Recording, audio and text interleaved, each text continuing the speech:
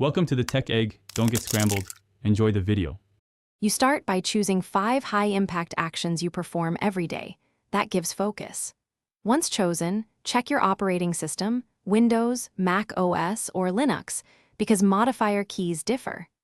Next, enable keyboard customization and any accessibility preferences so mappings apply system-wide.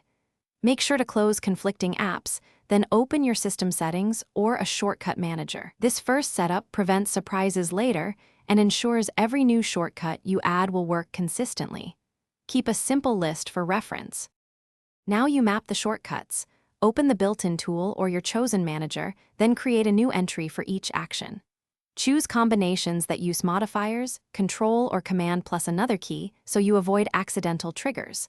Once assigned, test every shortcut across apps you use. Some programs override system bindings.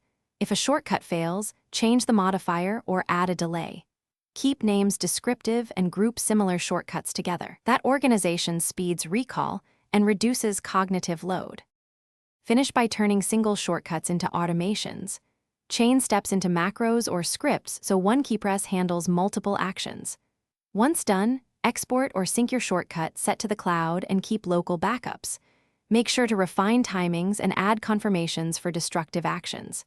If something breaks, check for key conflicts, app-level overrides, missing permissions, or input service issues. Restarting the affected app or the OS often resolves lingering problems. Remember, small, incremental. Thanks for watching. Consider subscribing if I helped unscramble your problems.